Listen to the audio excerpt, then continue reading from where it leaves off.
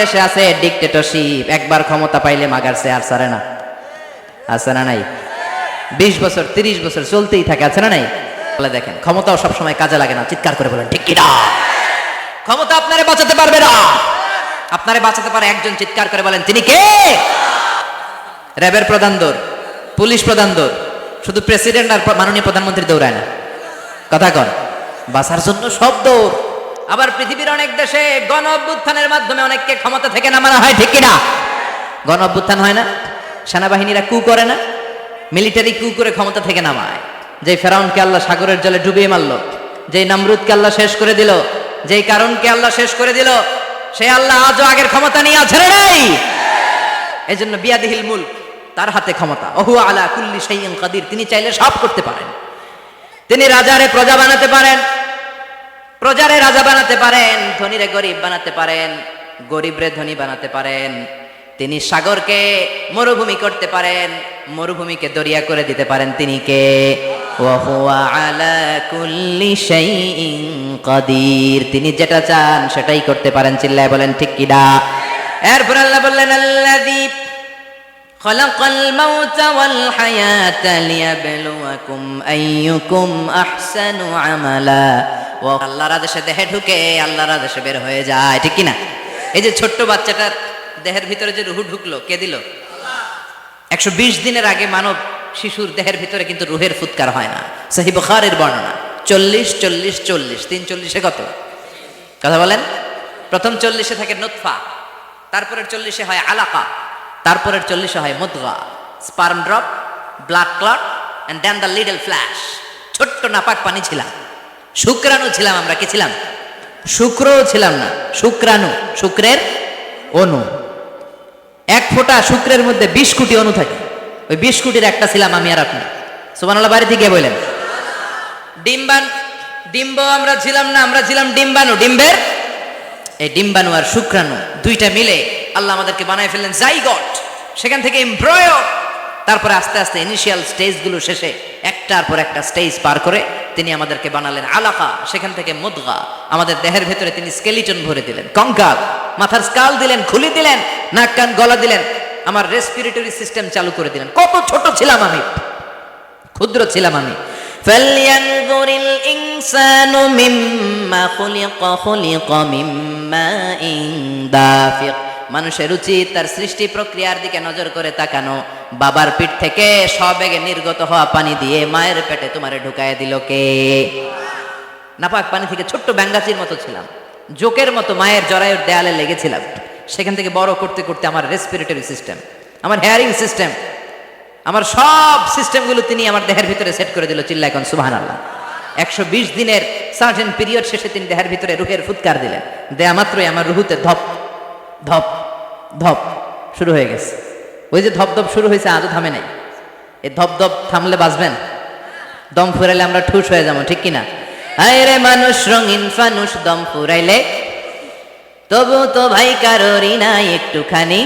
হায় রে মানুষ রঙিন ফানুষ, রঙিন ফানুষ, হায় রে মানুষ। সুবহানাল্লাহ বলেন। সে আল্লাহ বললেন, গোলাম, জীবন আর মরণের মাঝখানে আমি তৈরি করেছি রুহু। পৃথিবীর বিজ্ঞানীরা সব বানাতে পারে, কম্পিউটার বানাতে পারে, প্লেন বানাতে পারে, হেলিকপ্টার বানাতে পারে, রকেট বানাতে পারে, কিন্তু গোটা বিশ্বের সব বিজ্ঞানীরা মিলে কি রুহু বানাতে পারে নাকি? কথা বলেন।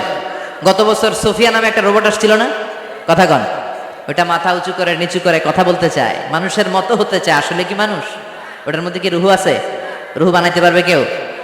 এই রুহু নিয়ে যে কত গবেষণা, মুমূর্ষ রোগীদের উপর গবেষণা চালিয়েছে অনেক।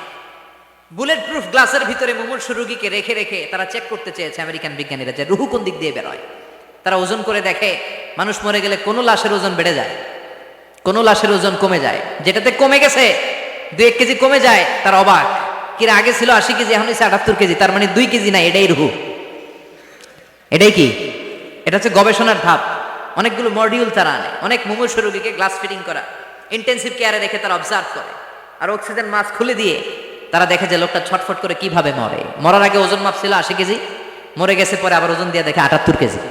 কমছে কয় কেজি? বিজ্ঞানে কয় পাইছে, সবাই কয় কি পাইছে? কয় রুহু। কই পাইলেন? আগে 80, এখন 78, 2 কেজি। রুহুর ওজন কয় কেজি? তো বিজ্ঞানীদের সিস্টেম হচ্ছে যে কোনো একটা বিষয়ের উপর গবেষণা চালালে তারা পূর্ণাঙ্গ ডিসিশনে পৌঁছতে পারে না। They couldn't jump to the final conclusion just on one module, based on one module they can't do it. তাদের অনেকগুলো মডিউল আনতে হয়। তারা আবার নমুনা আনলো আরেকটা, মুমূর্ষু রোগী, অক্সিজেন চেম্বার লাগানো, মাস্ক লাগানো, এটা খুলে ফেললে মরে যাবে। বুলেট প্রুফ করা গ্লাসের ভিতরে ঢুকিয়ে, এটার ওজন মাপ, এটার ওজন 60 কেজি। এবার মাস্ক খোল, মাস্ক খুলছে ছটফট ছটফট করে, এটা শেষ। এবার মাপ দেখ, এবার মাইপা দেখা গেছে 63 কেজি। কয় কেজি বাড়ছে? এক একটার এক এক সিস্টেম হইতেছে, কোনোটা কমে, কোনোটা বাড়ে, কোনোটা কিচ্ছু হয় না।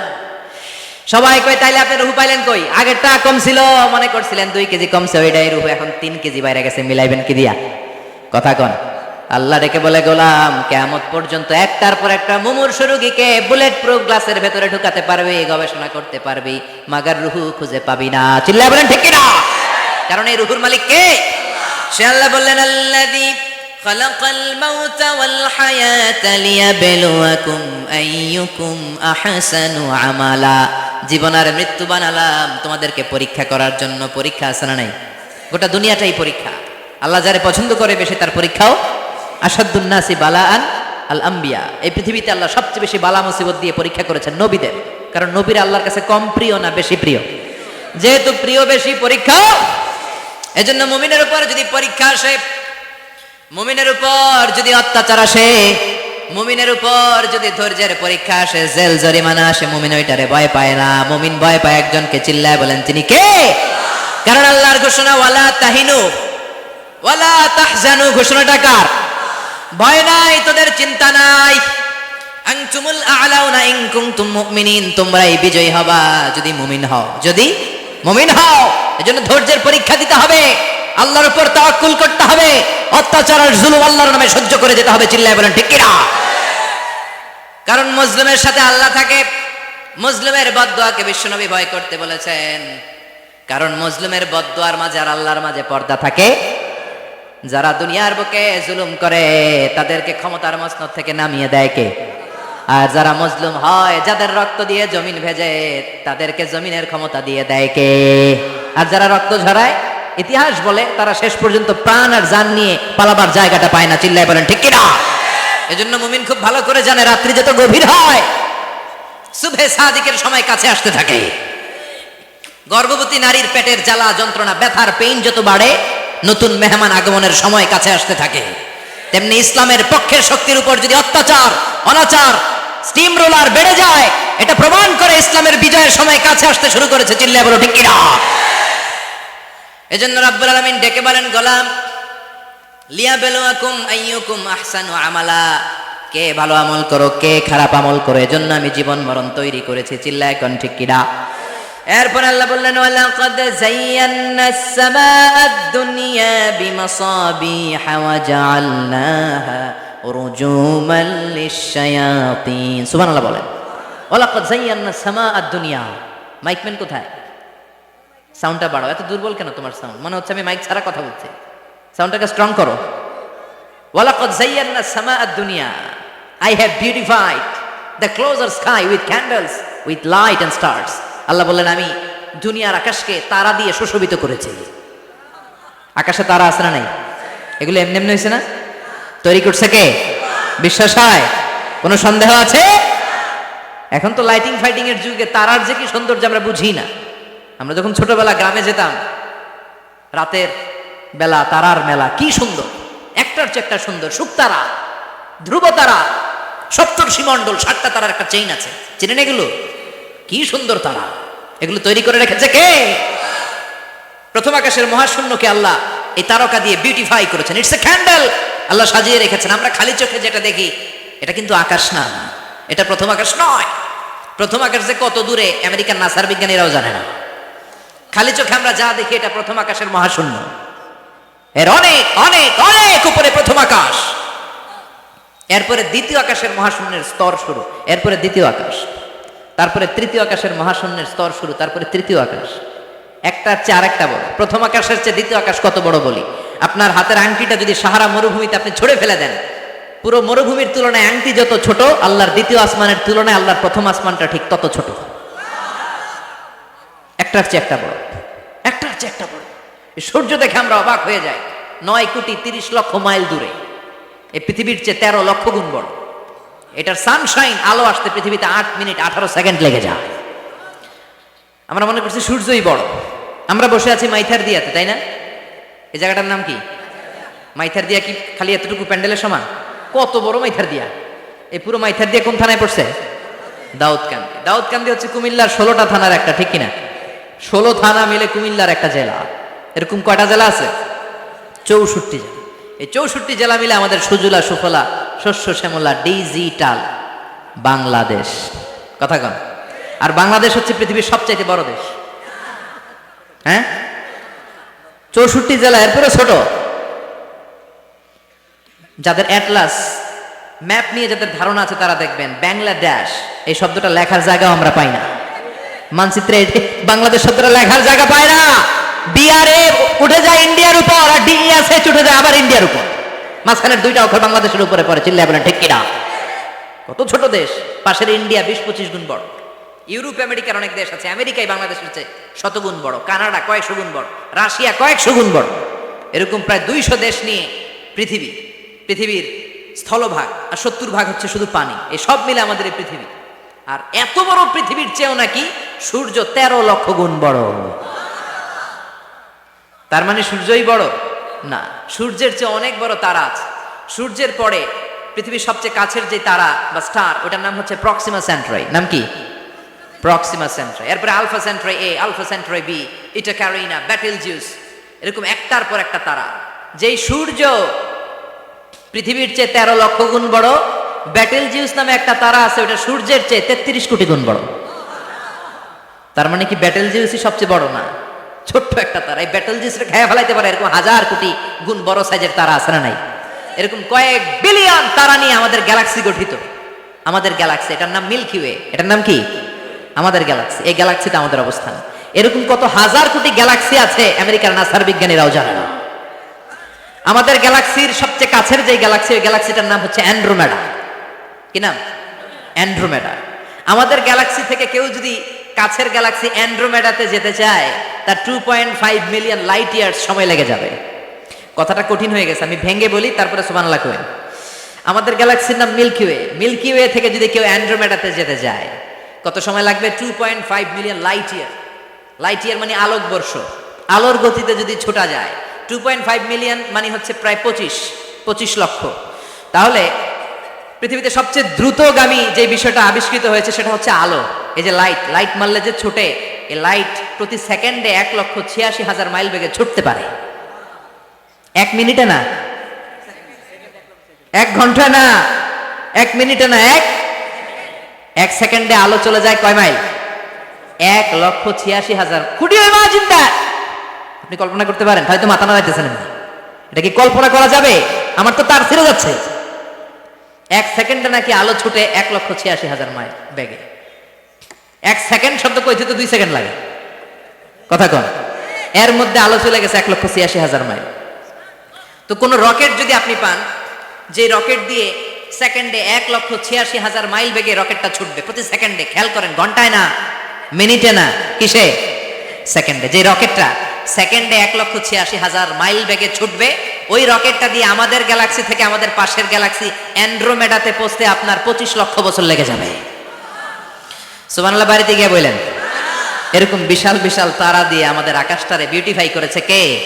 এজন্য আল্লাহ বললেন, ওয়ালাকাদ যায়্যানাস সামাআদ দুনিয়া বিমাসাবিহা ওয়া জাআলনাহা রুজুমান লিশ-শায়াতিন। আমি এই দুনিয়ার আকাশটারে সুন্দর সুন্দর তারকারাজি লাইটের মতো সেটিং করে সুশোভিত করেছি। আবার এই তারকা দিয়ে আমি শয়তানদেরকে প্রহারও করেছি। সুবহানাল্লাহ। শয়তানদেরকে আল্লাহ তারা মেরে আঘাত করে। সুবহানাল্লাহ বলেন। এরপরে এই সূরার প্রথম রুকুর শেষে আল্লাহ বললেন, وَأَسِرُّوا قَوْلَكُمْ أَوْ اجْهَرُوا بِهِ إِنَّهُ عَلِيمٌ بِذَاتِ الصُّدُورِ أَلَا يَعْلَمُ مَنْ خَلَقَ وَهُوَ اللَّطِيفُ الْخَبِيرُ। আল্লাহ বললেন, وَأَسِرُّوا قَوْلَكُمْ, তোমরা যদি গোপনে কথা বলো, আও ইজহারু বিহি, কিংবা স্পষ্ট করে বলো, সব শুনে কে? আপনি যেমনি বলেন শুনবে কে? বলেনই নাই, কিন্তু মনে মনে ভাবছেন শুনবে কে? সুবহানাল্লাহ কইবেন না? সাত আকাশের উপরে, আরশের উপরে তার অবস্থান, সাত জমিনের নিচে কোনো গোপনতম প্রকোষ্ঠে, কোনো ছোট্ট বাক্সের ভেতরে যদি কোনো পিঁপড়া, পিপিলিকা নীরবে হেঁটে যায়, আল্লাহ বলে আমি ওই পিঁপড়ার হেঁটে চলার পায়ের আওয়াজটাও শুনতে পাই। এজন্য কেউ যেটা শোনে না, শোনে কে?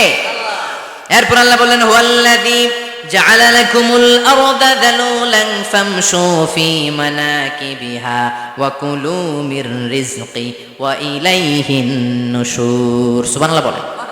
আল্লাহ ডেকে বললেন গোলাম তোমাদের জন্য জমিনটারে আমি বিছানা বানিয়েছি। আল্লাযী জাআলা লাকুমুল আরদা ফিরাশা, জমিনটারে বিছানা বানিয়েছে কে? এই বিছানার মতো সমতল জমিন দিয়ে তোমরা হেঁটে বেড়াও, চলে বেড়াও, হেলে দুলে পড়ার সুযোগ নাই, ঠিক কিনা? এই যে মাইথার দিয়ে আজকের যে ময়দান, এটা যদি বিছানার মতো সমান না হয়তো বসতে পারতেন? কথা কন। এই ময়দানের প্যান্ডেলের এদিক দিয়ে উঁচা, এদিক দিয়ে গর্ত, এদিক দিয়ে নিচা, এদিক দিয়ে খাড়া, কেমন হইতো? কথা কন। কেউ আমার দেখতো, কেউ দেখতো না, কেউ দাঁড়াইয়া, কেউ বৈশা, আছে না নাই? কিন্তু জমিনটারে সমতল বানালো কে? আপনি যদি বিমান থেকে যদি আপনি দেখেন, বিমানের গ্লাস দিয়ে, জানলা দিয়ে যদি আপনি নিচের দিকে তাকান, আপনি দেখবেন মনে হবে পুরো জমিনটাকে আল্লাহ সবুজ কার্পেট দিয়ে কার্পেটিং করে রেখেছে। এই সৌন্দর্য দিয়েছে কে? আবার রব্বুল আলামিন বলেন জমিনটারে সমান দেখে, কার্পেটিং দেখে মনে করো না তোমরা বেঁচে গিয়েছো। আমার দেয়া বিধান আমার জমিনে যদি কায়েম করতে না পারো, এই কার্পেটিং করা জমিনের ভেতরে আযাব আছে না নাই? এই পুরো জমিনের ভেতরে আছে আগুন আর আগুন। আগ্নেয়গিরির অগ্নুৎপাত জ্বালামুখে বিস্ফোরণ করে দিয়ে গোটা বিশ্বটারে মুহূর্তে মেসাকার করে দিতে পারে কে? এজন্য আল্লাহ ডেকে বললেন গোলাম আমিনতুম মান ফিস সামাই আন ইয়াখসিফা বিকুমুল আরদা ফাইযা হিয়া তামুর। তোমরা কি ভেবেছো নাকি বেঁচে যাবা? আমি চাইলেই পুরো জমিনটারে কাঁপিয়ে দিতে পারি। আন ইয়াখসিফা বিকুমুল আরদ, খাসাফ মানে ল্যান্ডস্লাইড। খাসাফ মানে কি? ল্যান্ডস্লাইড, ভূমিধস, ভূকম্পন, আর্থকোয়েক, আছে না নাই? বাংলাদেশে তো ভূমিকম্প হয় না, না? টের পাইছেন? মাঝে মাঝে মাঝরাতে হয় না? 3টার দিকে নিজেই দৌড় দিব না বাচ্চারা লইয়া দৌড় দিব, লুঙ্গি পইরা দৌড় দিব না লুঙ্গি ছাড়া দৌড়াবো? কথা কর। এই ভূমিকম্প আছে না নাই? আল্লাহ বলে মনে করো না জমিনটা সমতল, কার্পেটিং করে দিয়েছি, এই কার্পেটিং এর ভিতরেও আগুনের দলা আছে না নাই? আবার আল্লাহ বললেন আমিনতুম মান ফিস সামাই আন ইউরসিলা আলাইকুম হাসিবা। নিচে যেমনি কার্পেটিং করা জমিনের ভেতরে অগ্নুৎপাত রেখে দিয়েছি, মাথার উপর থেকে আযাব দেওয়ার সুযোগ আছে না নাই? চাইলে আল্লাহ অগ্নি বৃষ্টি দিতে পারে, আগুন বৃষ্টি দিতে পারে, থান্ডার বজ্রপাত দিতে পারে। আপনারা লূত আলাইহিস সালামের কওমের নাম শুনেছেন? তারা হোমোসেক্সুয়ালিটি, সমকামিতা করত। ফলে আল্লাহ তাআলা বিশাল এক চিৎকার মেরে সাইয়েদনা জিবরাইলের মাধ্যমে পুরো জমিনটারে শেষ করে দিলেন।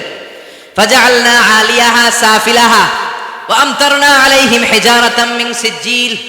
তাদের অপকর্মের কারণে জর্ডানের ওই এলাকাটাকে আল্লাহ বললেন জিবরাইল এলাকাটারে হাতে তুলে নে, আকাশের উপরে তুলে পুরো এলাকা সহ মানুষ সহ জমিনের মধ্যে গেড়ে দে।